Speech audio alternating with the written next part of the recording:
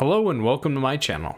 Today I saw Drop and now I want to tell you about it. Drop is a thriller about a woman on a first date being harassed by threatening messages. No, I'm not kidding. Chris Roach and Gillian Jacobs wrote the story and Christopher Landon directed the film. It stars Megan Fahey, Brandon Sklenar, and a handful of supporting actors. To get us started, let's go a little deeper into the premise. It starts with a flashback event that informs us about our character and then jumps right into the start of the date. Violet, a single mother, leaves her son with her sister and heads out to a restaurant called Palette. She's there to meet Henry, a political photographer, for their first date, but he's running a few minutes late. While she's waiting at the bar, Violet receives a message on her phone informing her that tonight is going to be the worst night of her life. Violet promptly ignores the message and greets Henry, who arrives moments later. From there, the two try to get to know one another, but quickly find themselves interrupted by another message from the stranger. Then the two of them try to work out who's bothering them and start suspecting people in the restaurant. The messages get more and more threatening, and Violet ends up desperately trying to find the sender before time runs out. So this movie is part mystery and part slow burn powder keg.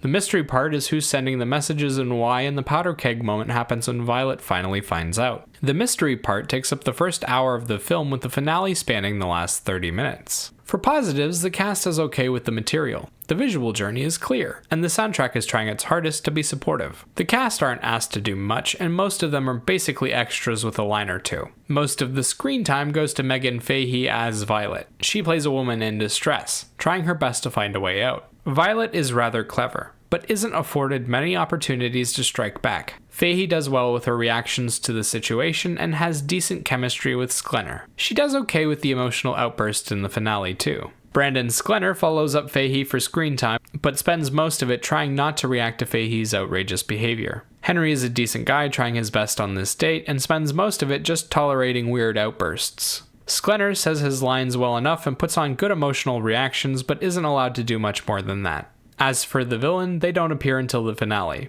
Their performance is okay, but isn't memorable in any way. Visually, the film takes place in a restaurant and involves watching a woman look at her phone and reading text that flies across the screen. You do that for an hour, and then there's a brief joyride and a bit of basic fighting. The restaurant they filmed in looks nice. The scenes are well lit, but nothing of any real visual spectacle happens. The text messages work to get the story across, but they aren't impactful emotionally. Sound-wise, the film uses scored orchestrals to try and back the story. The songs bring tension, a bit of classical flavoring, and a touch of emotion when called for. They come in at a decent volume, and don't overpower the dialogue, but also don't make much of a splash. Which brings me to this film's many negatives. The writing sucks, and the rest of the movie suffers tremendously because of it. The story is boring nonsense that wastes your time for an hour and then finally pops off with a bunch of stupid action. When I say this is a film about a woman looking at her phone and acting upset because of it, it really is. 90% of the time is dedicated to her reading the messages and trying to figure out who's sending them. It doesn't make any sense because no one in their right mind would let a stranger harass them at dinner through their phone. They'd just turn the phone off or turn off airdrops, either of which could have ended the entire story. Then when she's caught, the killer plays games with her like he's a serial killer playing with his victim, but he isn't. The true story is completely different and feels like it came out of left field with little to no setup. The villain is needlessly stupid with his plan and how he goes about it too. When it finally comes time for the climax, Violet suddenly catches that stupidity from him and turns the oven up all by herself and for literally no reason.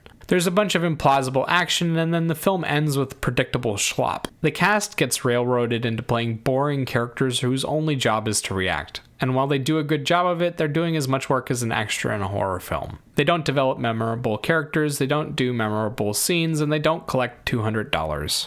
The visual journey is restricted to showing you what the story has to offer, and that's a woman looking at her phone. It happens in a fancy restaurant, but there's nothing standout about the experience. The action that happens at the end is slow-paced, short, and boring to watch. The only real highlight is the scene with the windows blowing out, and it makes as much sense as watching Jason Statham walk across the ocean floor without a diving helmet. Sound-wise, it's the same problem. They don't try anything memorable, and so it isn't. They could have flavored the film, given it a bumpin' soundtrack, or introduced the audience to new sounds. But instead, they went with the classic instrumentals. It works, but it's boring. Personally, I was dying trying to get through this film. It's just a worse version of that movie Phone Booth, and I don't even like Phone Booth. Phone Booth was about a guy talking to a stranger on the phone and trying not to get shot because the stranger had a sniper. They did everything this movie did, but they had Kiefer Sutherland playing the villain, and we hear him going back and forth with Colin Farrell the whole time. They create this will they won't they dynamic, and it's kind of exciting to watch Farrell fight for his life.